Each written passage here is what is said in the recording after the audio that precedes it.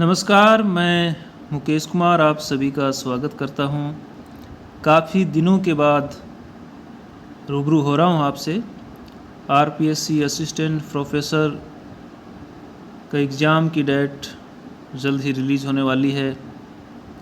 Third paper जो GK का होता है, इसमें 100 क्वेश्चन हमें करने को मिलेंगे, 50 मार्क्स के होंगे। सिलेबस के अकॉर्डिंग हिस्ट्री का जो टॉपिक है उसके कुछ क्वेश्चन मैं हल करवाने की कोशिश करूंगा। तो शुरू करते हैं। सिलेबस के अकॉर्डिंग ये देखिए, paper third general studies of Rajasthan, इसमें पहला जो बिंदु है वो आपको दिखाई दे रहा होगा।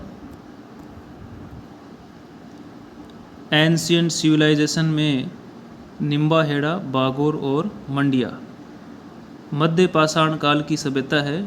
निम्बाहेड़ा, बागोर और मंडिया के संदर्भ में क्वेश्चन पूछे जाएंगे। तो शुरू करते हैं।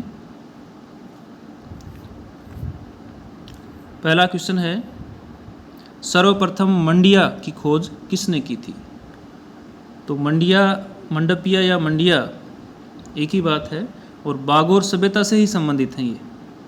तो इसमें वीएन मिश्रा महोदय ने राजस्थान में सबसे पहले की थी।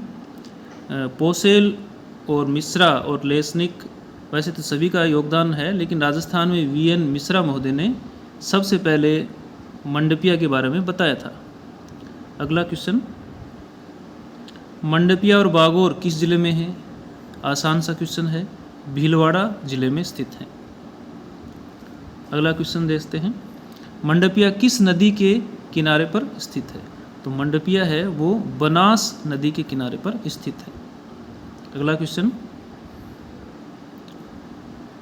राजस्थान में मध्य पाषाण काल की खुदाई से संबंधित क्षेत्र हैं। ऑप्शन में है पहला निचला लूनी बेसिन, दूसरा है मेवाड़ का मैदान और तीसरा मलानी और गिलूंड क्षेत्र। तो इसमें पहला और दूसरा निचला लूनी बेसिन और मेवाड़ का मैदान है वो ही मध्य पाषाण काल की खुदाई से संबंधित हैं। अगला क्वेश्चन, भीलवाड़ा के मांडल में कोठारी नदी के बाएं किनारे पर महासती टीले के रूप में मध्य पाषाण काल की किस सभ्यता के साक्ष्य मिले हैं? तो क्वेश्चन कैसे भी घुमा फिरा कर पूछा जा सकता है। तो ये बागोर सभ्यता से ही संबंधित है, साक्ष्य प्राप्त हुए हैं। अगला क्वेश्चन है, मध्य पाषाण कालीन बागोर सभ्यता के संबंध में सत्य कथन कौन से हैं, उसके बारे में चुनाव करना है। तो ये कोठारी नदी के किनारे स्थित है, ये भी बिल्कुल सही है। इसे महासती टीले के रूप में जाना जाता है। नदी के किनारे एक ऊंचाई पर टीला सा बना हुआ है जिसको महासती टीला कहते हैं। यहाँ पशुपालन के प्राचीन साक्ष्य मिले हैं, ये भी सही है। बागोर के उत्खनन में वीएन मिश्रा और एलएस लेसनिक ने महत्वपूर्ण कार्य किए। तो चारों ही कथन हैं वो बिल्कुल सत्य हैं। अगला क्वेश्चन,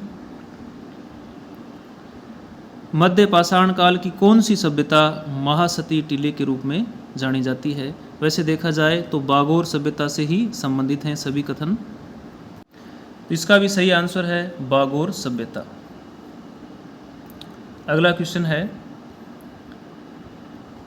बागोर सभ्यता से मिले मध्य पाषाण कालीन अवशेषों के निम्नलिखित तथ्यों में से असंगत का चुनाव करना है।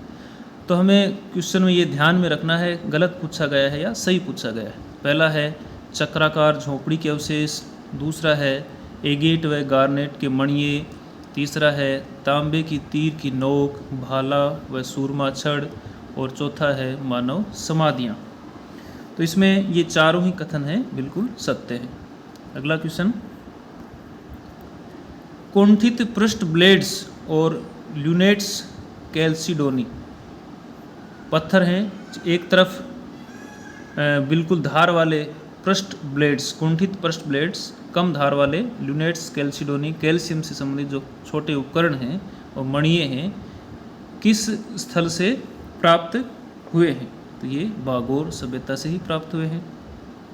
अगला क्वेश्चन, माइक्रोलिथिक उद्योग, सूक्ष्म जो पाषाण कालीन उपकरण है, जो मणिये हैं और प्राणी जात के अवशेष और पशुपालन के साक्ष्य किस प्राचीन सभ्यता की ओर इंगित करती है?